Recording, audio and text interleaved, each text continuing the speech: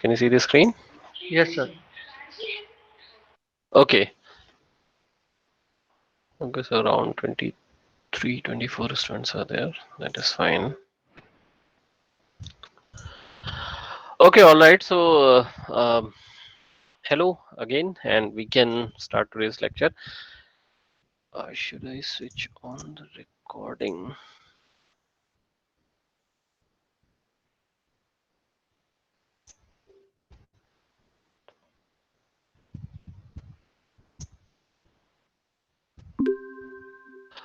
Okay, so in the last class, actually, we talked about a few things, and we will be discussing those things in like 5 minutes, and then we will start with today's class.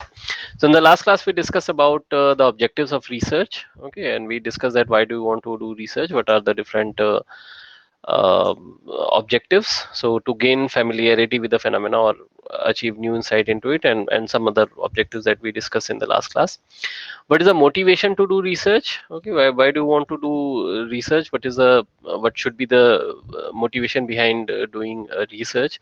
So for someone who is just pursuing a degree like a BTech or MTech degree, so BTech students normally they don't do research, but as part of their final year project they can do some research. And MTech, in MTech you have to anyway do 1 year research work. So someone wants to join the class. So in that case, the overall motivation could be to get the degree only. Okay,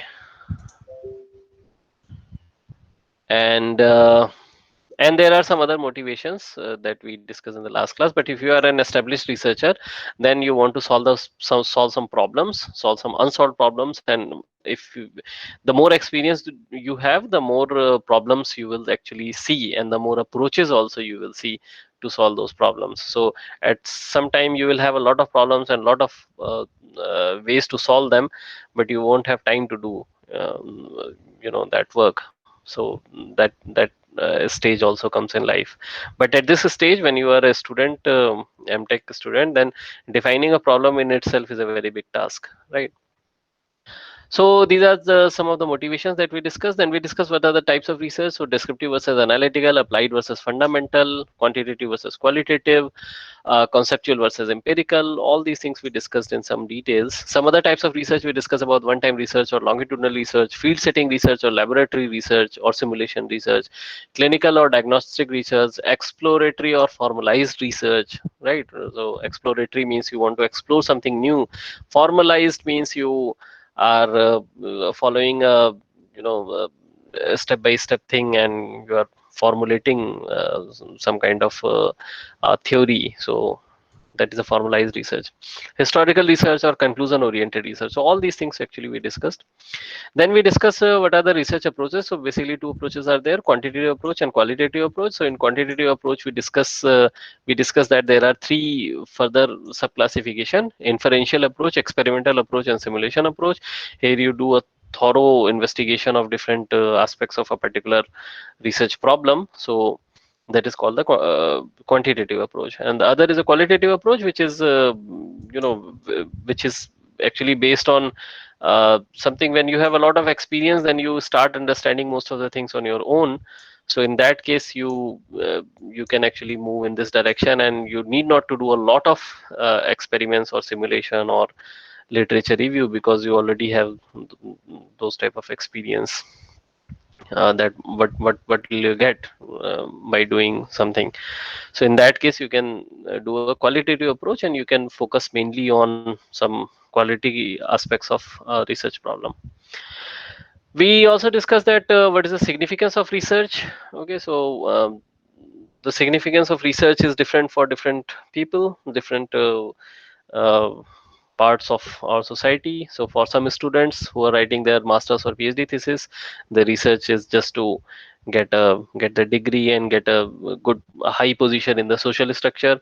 For professionals, it may mean a source of livelihood. So all these things actually we discussed about the research process in some details, and we said that there are actually different stages, and all these stages are not explicitly, in this order, but they overlap in most of the cases, and so sometimes you keep on jumping from one point to another point, and it's not specifically in this order, but all these stages are something where you have to pass through during your research.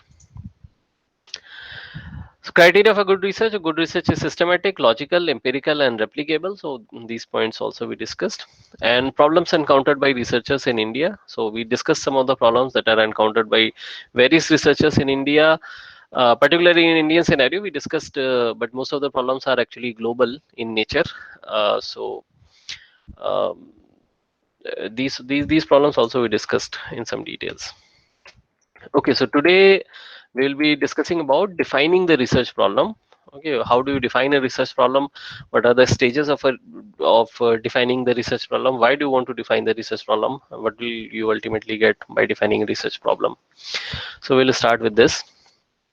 So first thing is, what is a research problem? Okay, so what is a research problem? A research problem in general, in very general terms, it refers to some difficulty which a researcher experiences in the context of either a theoretical or practical situation and wants to obtain a solution for the same. Okay, so what does it mean? It means if you are facing some kind of problem, okay, even if you personally you are not facing some problem, but if you see some problem that exists somewhere in the society, it exists, or in your laboratory it exists, or some kind of a study which is very interesting, and you want to see that, you want to go in depth of those type of studies, then you can define a research problem. Okay, so a research problem is something which is which is faced by someone to uh, in some kind of activity. It may not necessarily be a direct problem which is causing some issues, but it may be something which is of your interest basically. So in the context of either a theoretical or practical situation and wants to obtain a solution for the same. Okay, so if you see some kind of issues and you want to try and find a solution for the same, then that is called a research problem. So for a research problem, actually you should have the following conditions are met. If the following conditions are met, then we say that a research problem exists. So first thing is, there must be someone who is looking at the problem. Okay, so there must be some individual or a group or an organization, or your research group in your laboratory or your industry, or at an individual level, you so someone should be there. Okay, some individual should be there to whom the problem can be attributed. Okay, so someone should be there to whom the problem can be attributed. Then basically there must be the individual or the organization occupies an environment, say n, so which is defined by the values of uncontrolled variables. Okay, yj. I'll say that don't worry about these symbols basically. So the idea is that there must be someone, so some individual or the group or organizations to whom the problem can be attributed. There must be some kind of that organization or the individual should occupy some environment. There must be at least two courses of action, say C1 and C2. Okay, so these courses of action uh, are something which you can consider as some kind of activity that you have to perform. So at least two courses of action should be there. So for example, if you want to buy something, if the number of items purchased at a specified time is said to be one course of action. Okay, so there must be at least two course of action. So you can understand in this way. Suppose you want to perform some experiment, so uh, at least two courses of action means at least you should develop the experimental setup and analyze the data, but that is a very broad term. If you should perform the experiment and uh, collect the data, so at least these types of two courses of action should be there. there must be at least two possible outcomes. Okay, now again, I mean, before discussing further, I'm saying that Hello. yes, Sir. How actually there is a lot of background noise in your mic. You can type in the chat box. hello. Ha, say. Sir, how we can justify that research problem के लिए हमें core section जो C1 C2 वो आपने बोला justification मेरे को justify नहीं हो रहा कि रिसर्च प्रॉब्लम डिफाइन करने के लिए वो कैसे मतलब इफेक्टफुल है और हेल्पफुल है. हाँ, yes.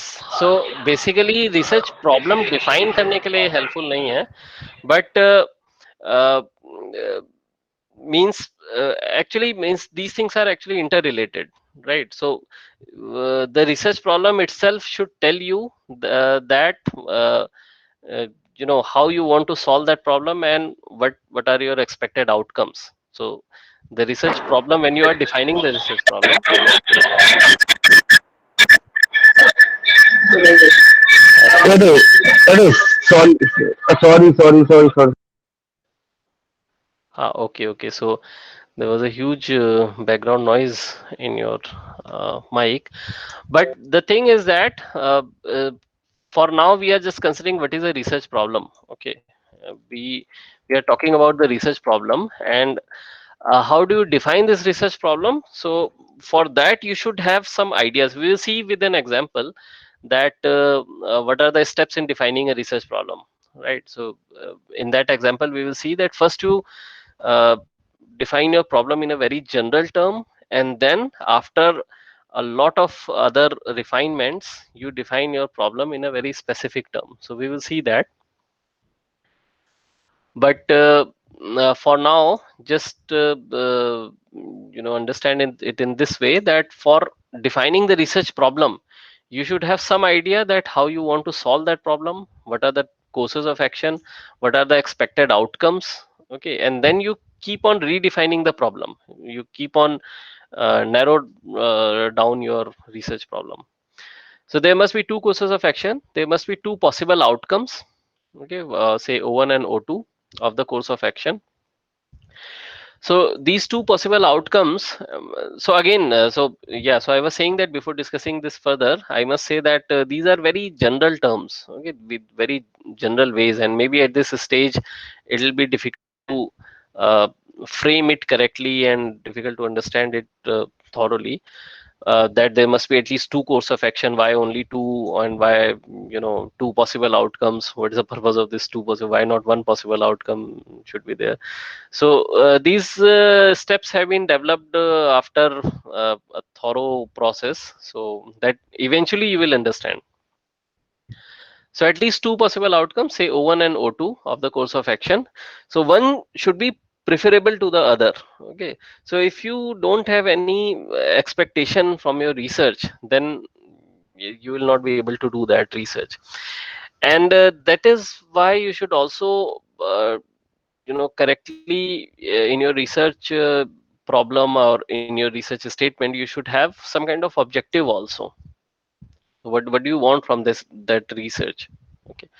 So uh, so again I'm saying that we are talking about what is a research problem, and not we are not talking about the exact how to define the research problem. So it is still a broader perspective.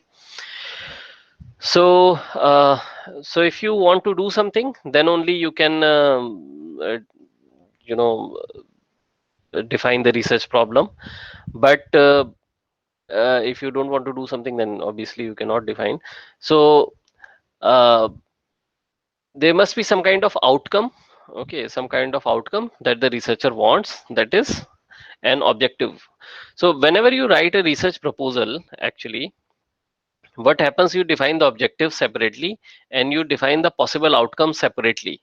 Okay, but these two things are very closely related to each other. Objectives are very specific tasks that you want to do, and possible outcomes are the technical or scientific details that you want to do, that you want to get from those specific tasks. Okay, if you want to perform some kind of experiments, then you define the objectives in a way that to explore the effect of this parameter on the flow characteristics or something like this. But possible outcomes will be the possible outcomes will not be same as the objectives, but the outcomes will be to have some understanding of this the variation of this parameter with respect to the flow characteristics. But then again, it has to be somewhat specific, right? What type of flow what type of characteristics are you looking at? The density or viscosity or the velocity or the pressure? What type of other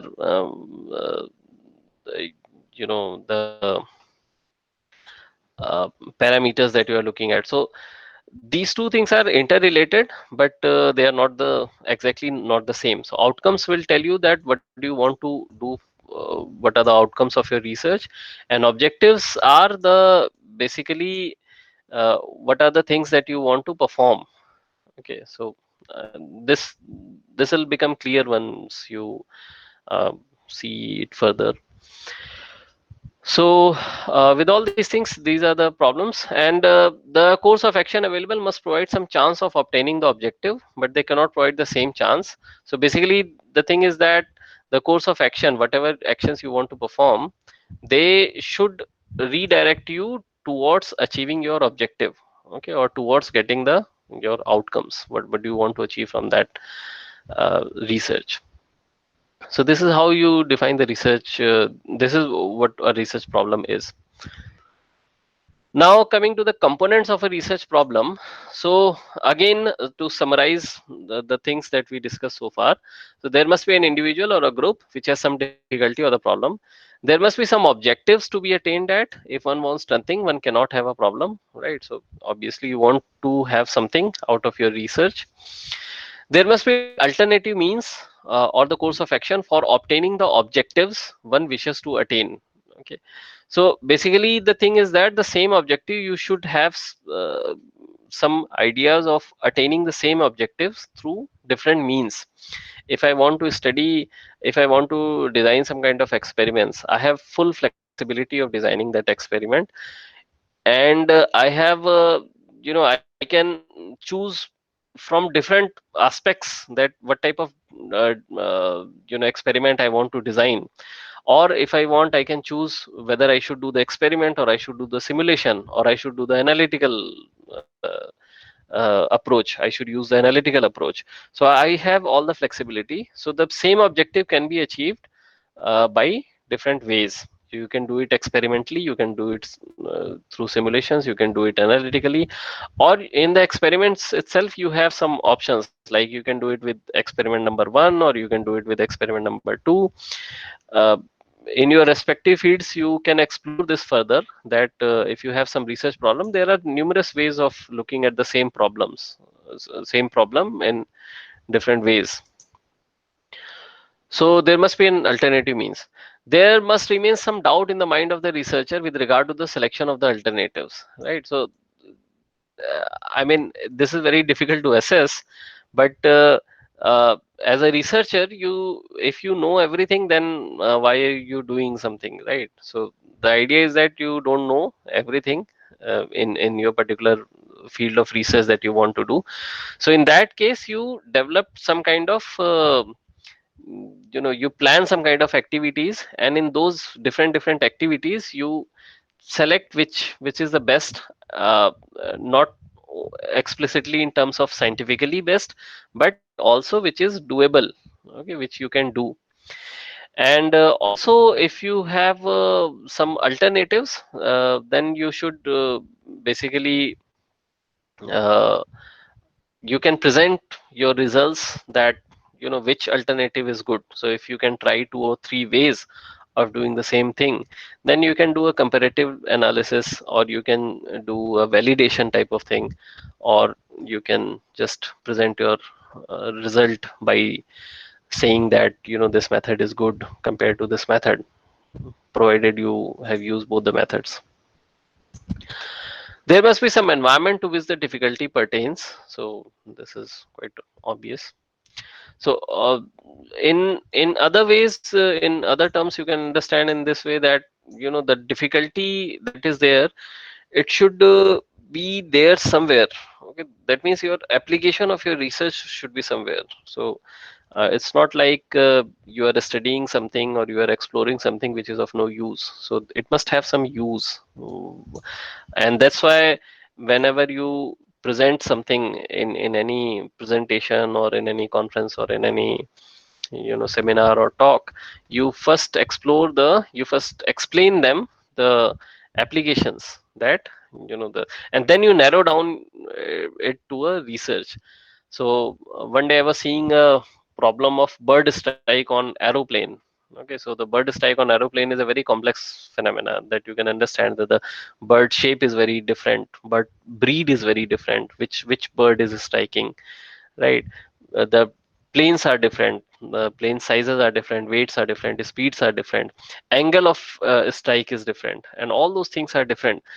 But the researcher started with the problem that the bird strike on aeroplane, and then he explained a lot of things about the bird strike things from the literature, and then he simply presented something where he was just striking a particular shape, say a cylinder, on a flat plate, right?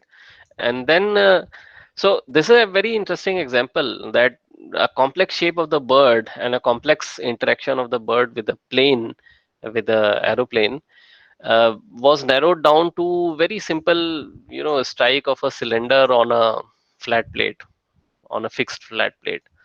So just to see that how this cylinder is actually, what type of impact it is doing. So this is how you narrow down your research or your problem, that you cannot, if you cannot solve the real uh, problem, then you clearly explain your assumptions, you clearly explain your postulates, you clearly write everything, and then you discuss this. So so some kind of application should be there, some kind of environment should be there where the difficulty pertains. Selecting the problem, how do you select the problem? So, or what type of problem should be selected? If you don't have any idea, if you don't know what topic you want to perform your research, then you should keep these points in your mind.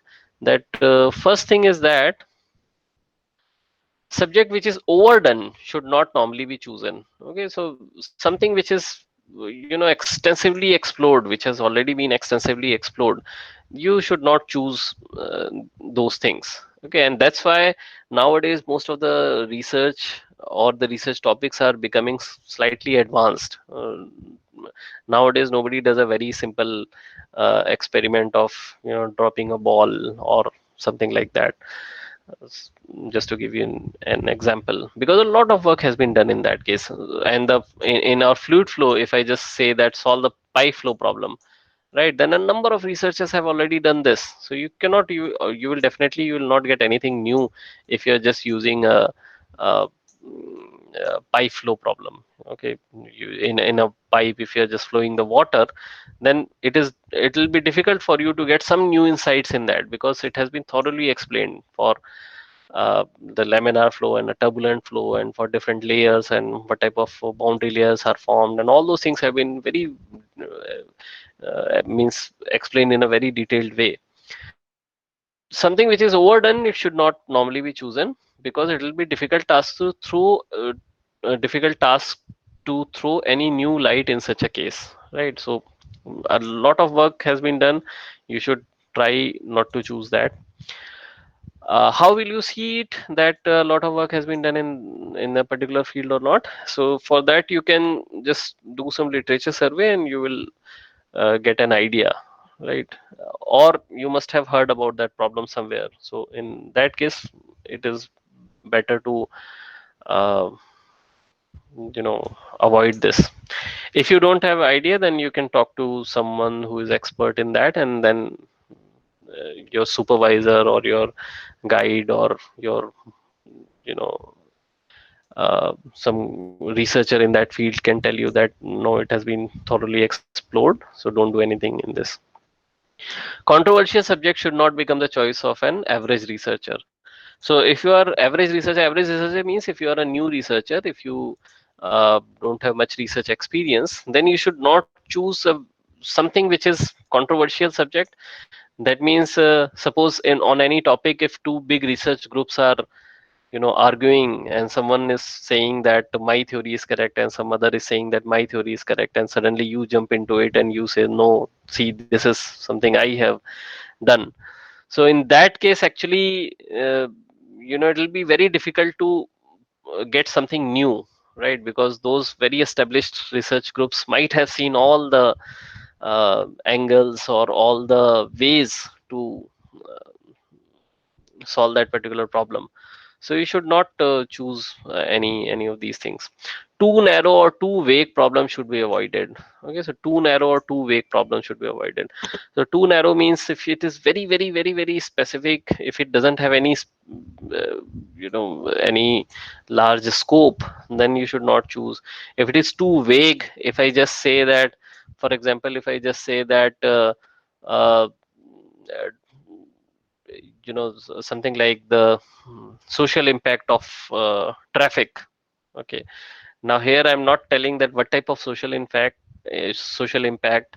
I'm also not telling that what type of traffic I'm talking about, whether it is the road traffic or the aircraft traffic or the train traffic, right? And what type of social impact I'm talking about. So if I'm not defining it properly, then it'll become too vague. So it should not be too vague actually. The subject selected for research should be familiar and feasible so that the related research material or sources of research are within one's reach. And this is actually very important point.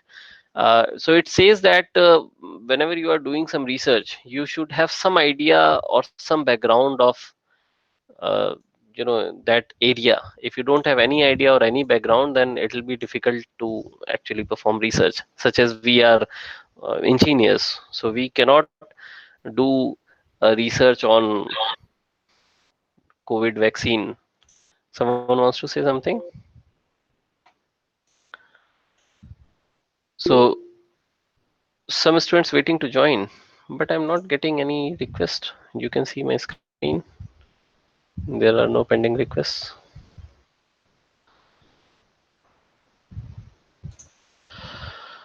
So, uh, so if I get requests, I'll accept it. So don't worry about that. Just you can ask them to join, send the join request again. So,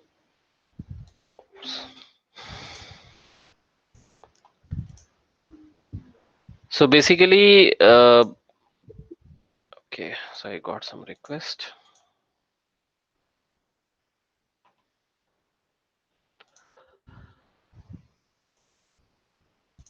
Okay, so basically you should be familiar with the area that you want to perform your research. So if you don't have any background of that, then it will be difficult for you to perform research, right?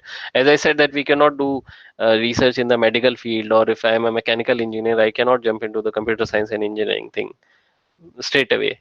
I must have learned some concepts or theories to jump into that.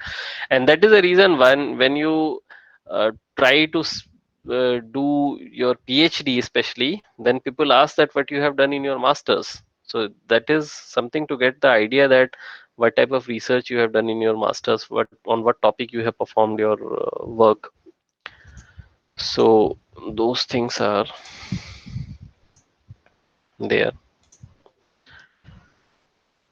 Okay, so what I'll do to solve this problem actually, I'll send you a form where you can just fill your Gmail ID with which you join the class, and then I'll add all of you to my classes. So you don't have to wait for you know me to accept your request. You can straight away join the class. So I'll send a Google form maybe today or tomorrow. Okay, so the subject selected for research should be familiar and feasible so that the related research material or sources of research are within one's reach. So this is something that we discussed. The last thing is the importance of the subject. The qualifications and the training of a researcher, the cost involved, and the time factors are few other criteria that must also be considered in selecting a problem. So whenever you are selecting a problem, you should also see the importance of the subject. That means the application of the subject basically, what type of expertise it is required as a researcher. Do you have expertise of that, those types, or you have to learn something new? If you want to perform some computational study, then you should know the softwares. If you want to perform some experimental studies, then you should know how to use, some particular instruments and those things. If you have, then only you should choose. If you don't have, then you should have some kind of a scope to learn those things, right? You should also see the cost involved.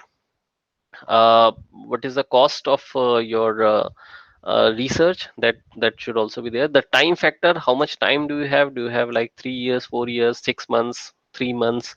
What type of time scale you have? And there are several other factors actually. So all these things are considered while selecting a problem. So broadly we can say that if something has been thoroughly explored, something has been overdone, you should not choose. If something is controversial, you should not choose. If it is very narrow or very vague, you should not choose. And you should be familiar with uh, the area of research, and you should have necessary training or qualifications. If you don't have, then you should have some scope of learning those things or getting those things, getting those qualifications. The problem should have some kind of application, the cost involved, and the time factor. So all these things actually you should consider. The next thing is, a researcher must ask himself the following questions: whether he is well equipped in terms of his background to carry out the research. Do you have sufficient background for the particular research or the particular topic?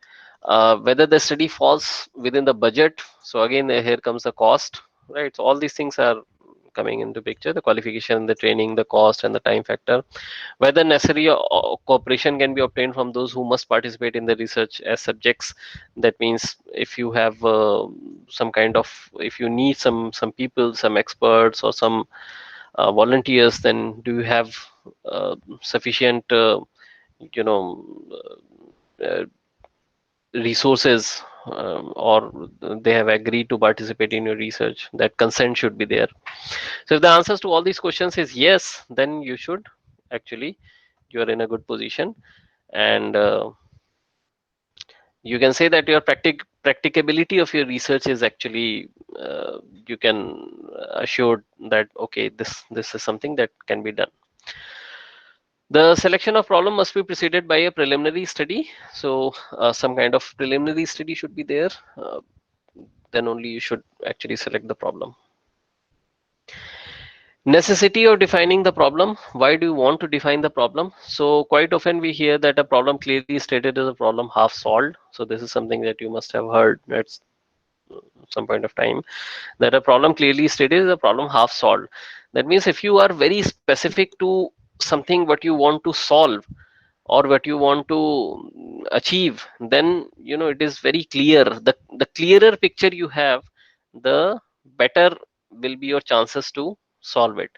And in any problem actually, whenever we solve some numerical problems or some kind of those equation based problems, then we say that do we have all the variables, do we have all the equations, and then you can actually use those things. And do we have all the methods, and then you can use all those things and you can get the solution. So in the same way, when you clearly state your problem, then it is in a very, it will be in a very good position.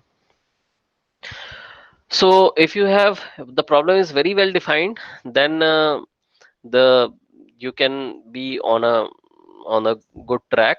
And if your problem is not very well defined, then it can actually create hurdles, because at some points you will see that you have to narrow down your problem to some scale, such as the example that I gave, that solving the traffic problems, social impact on of traffic. So it is very vague, and I cannot actually work on this type of problem, that what type of social impact and what type of traffic I'm talking about. So questions like what data to be collected, what characteristics of data are relevant, and what relations are to be explored, and what techniques are to be used for the purpose, all these questions actually you should ask while defining the problem, and then you should then you should work on that.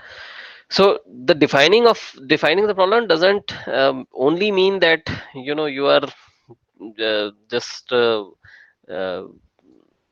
writing the title of the problem, right? Defining the problem is a detailed activity, and the title of problem is just a part of it. So these are the necessities. So defining a research problem properly is a prerequisite for any study and a step of the highest importance. Formulation of a problem is often more essential than its solution. So all these things actually we discussed. Techniques involved in defining a problem. How do you define a problem? Okay, so defining a problem,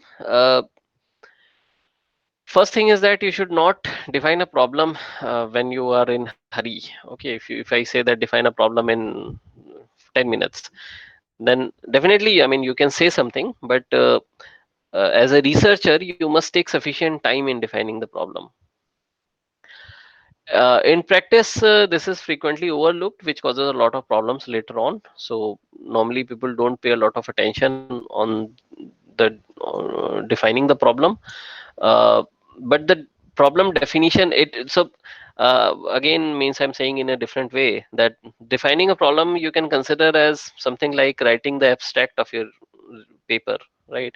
So the abstract of the paper you cannot write uh, initially, means you cannot start with the abstract. Actually, what you do, you write some vague abstract, then you start doing your experiments or simulations, and then you get some results, you analyze those results, and then you again modify your abstract according to your results. So abstract is the summary of actually of everything that you have done. In the same way, so the defining a problem, you have to look at the different aspects uh, of the problem itself. You should see that how you want to solve that problem, what are the different steps you want to um, achieve, and what are the different factors that are there, what are the objectives, what are the possible outcomes, and then you should basically define the problem. We'll see an example. So generally the steps are these: the statement of the problem in general way. First you write your problem statement in a very very general way, then you understand the nature of the problem, then you do the literature survey, then you develop the ideas through discussions and your, of course, your literature survey, and then you rephrase the research problem into working proposition. Okay, so we'll see these steps one by one. So first thing is the statement of the problem in a very general way.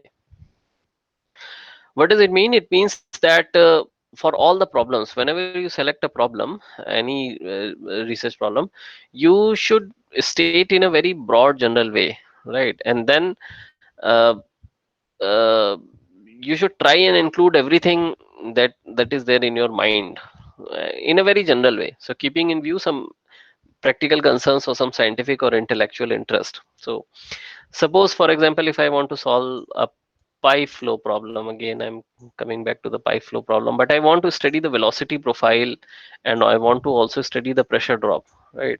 So I can say that the velocity profile and a pressure drop studies in a pipe flow. Now this is a very general statement.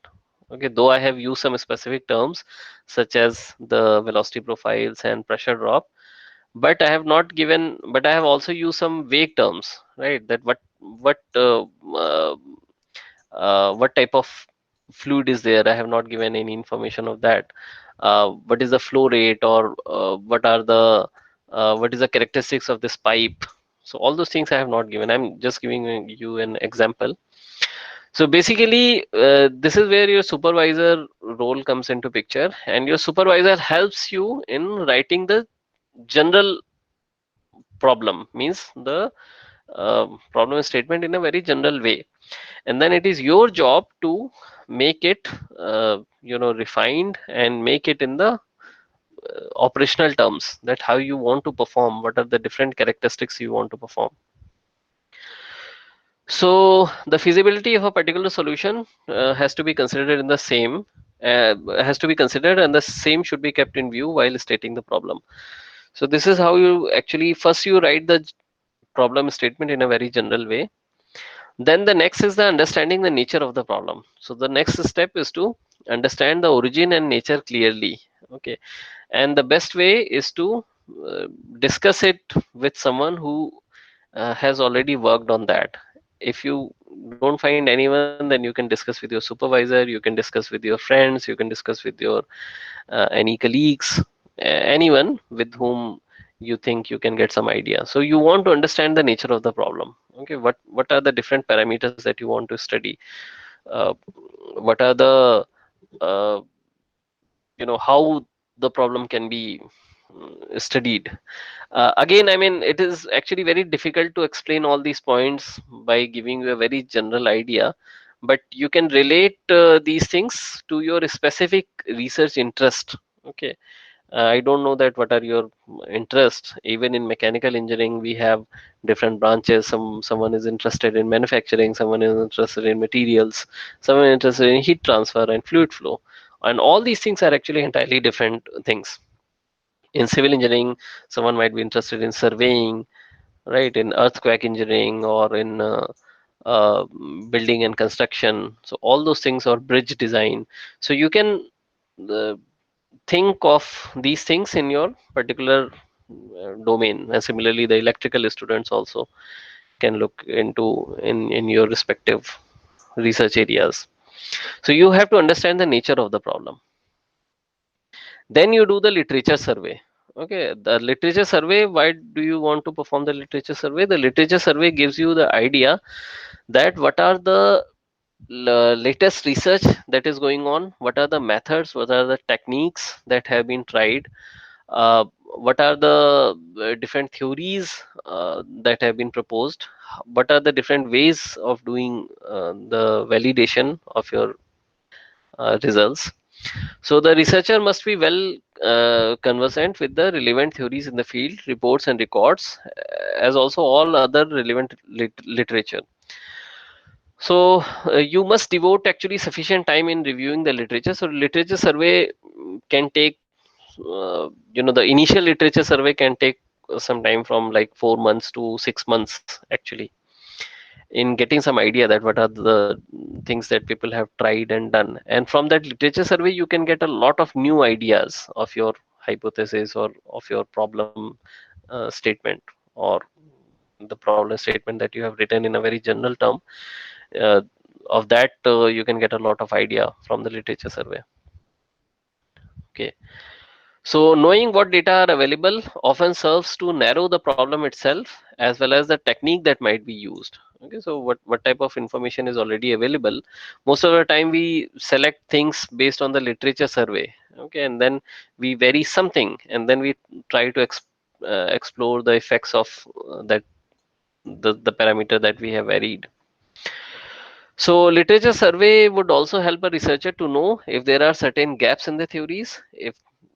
If you just refer 5 papers and 5 papers are presenting something and they are missing something, all the 5 papers have written that this is something which needs to be further explored, then that can be your area of exploration. Whether the existing theory is applicable to the problem under study or inconsistent with each other. So all the existing theories you will see, and you will also see that whether the same theories can define or explain the data of the other researchers, right? Because it's a literature survey, so you will see the work done by different research groups. So you will have the chance to see, the what other researchers have done. Whether the findings of the different studies do not follow a pattern consistent with the theoretical expectations, and so on. So you do a literature survey to check this also, whether suppose some theory is presented, but in all the experiments, in different experiments performed by different research groups, they are not getting anything close to that theory. That means there is something which they are missing, and either in theory or in the experiments. Okay, so in the experiments, it is possible that they are considering something which they should not consider, or in the theory they are not considering something which they should consider. So all those things you can get idea from the literature survey. the literature survey.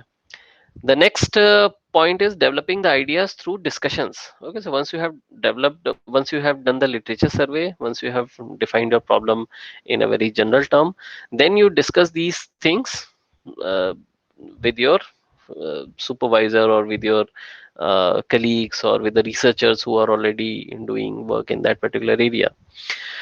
So a researcher must discuss his problem with his colleagues and others who have enough experience in the same area, or in working on similar problems. So if somebody has already done in that thing, or then you can actually go and talk to them, and you can explain and you can discuss your work with them at the initial stage itself. Okay, so at this stage you should trust those guys.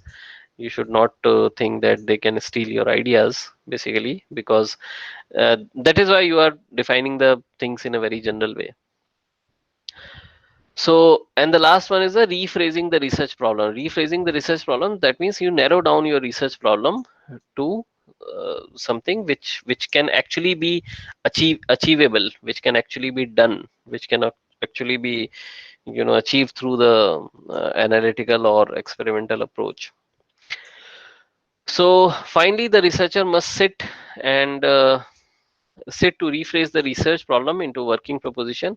Once the nature of the problem has been clearly understood, once the environment with which the problem has got to be studied, that has been defined, discussions are done, literature review has been performed, then rephrasing the problem into analytical or operational terms is not a difficult task, right? So basically all these steps, 5 steps are there. So again, I'm just showing you the steps. First step is to define the problem in a very general way. Second is understanding the nature of the problem. Third is the surveying the literature, that means the literature survey. Fourth is the discussion, and fifth is the rephrasing the research problem that you initially you had written in a vague terms.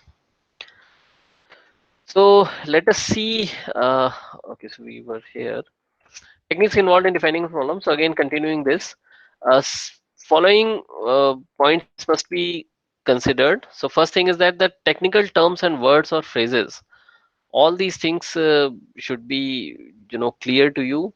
If they have any special meanings, then that should be clearly defined. Everything should be written in technical terms. Nothing should be maximum technical terms you should use. You should not use very general terms, such as you know such as if you change something, then it will increase or decrease.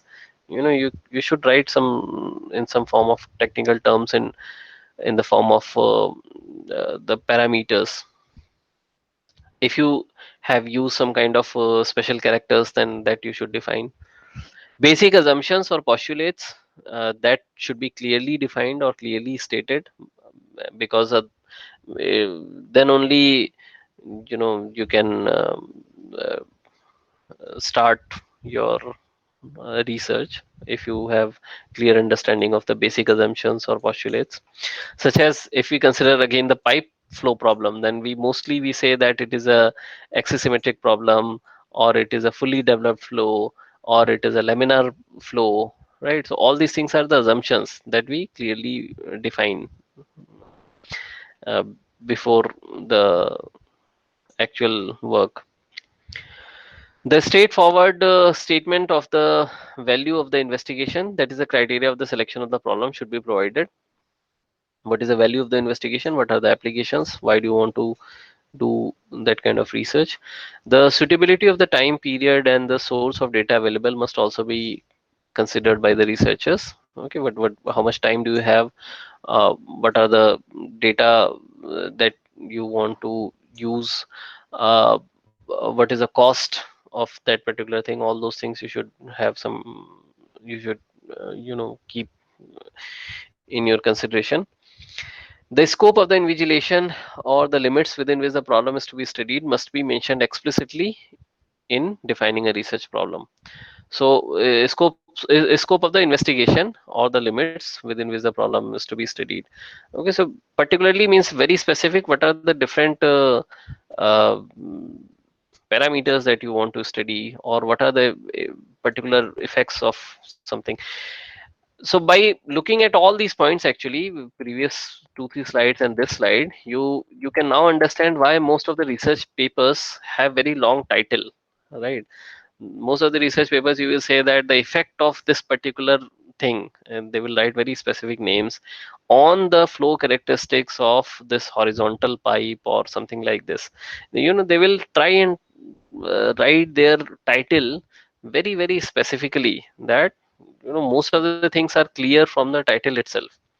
Nobody writes something like uh, the flow characteristics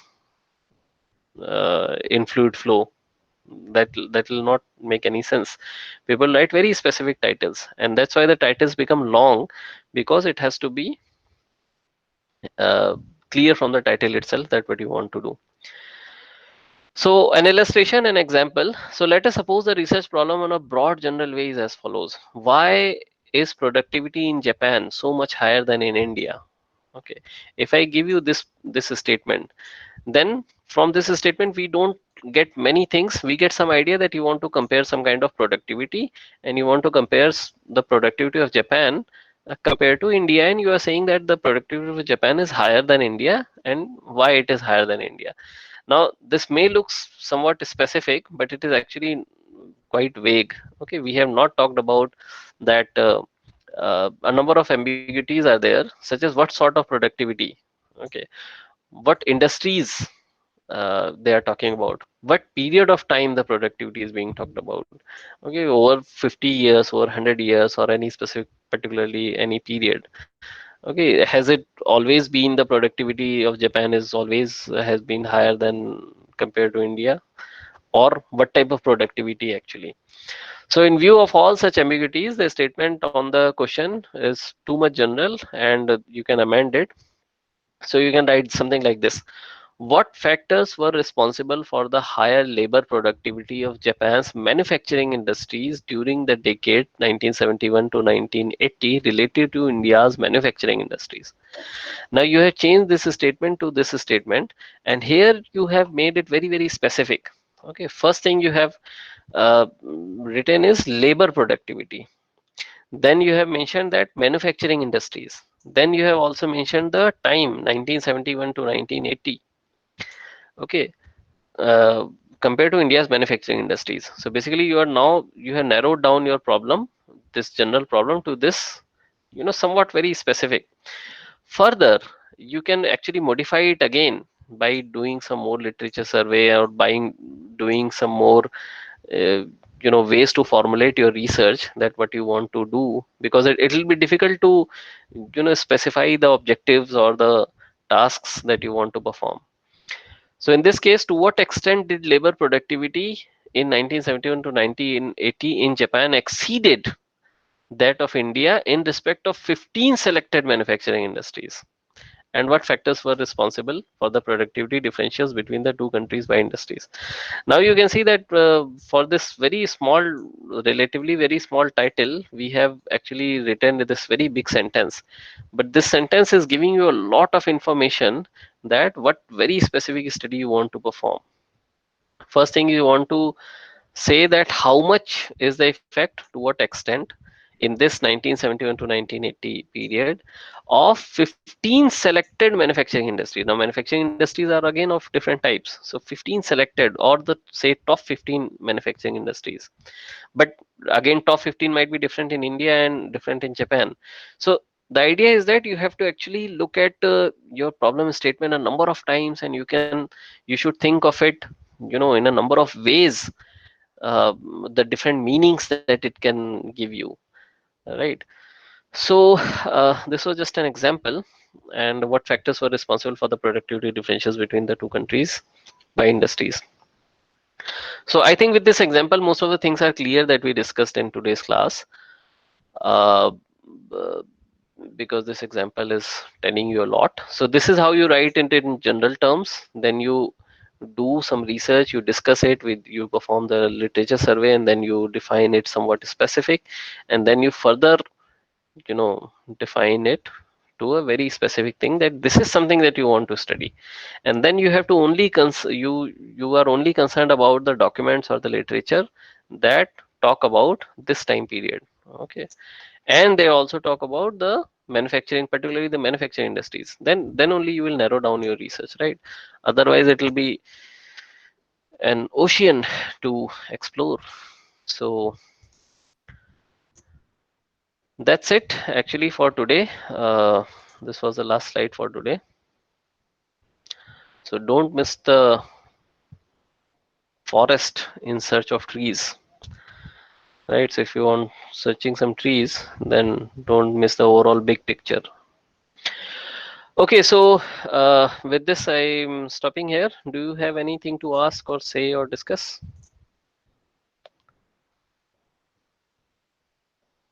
I will be sharing all the presentations soon, maybe after the Wednesday class. I'll be sharing all the presentations, all the slides basically. It's just one presentation.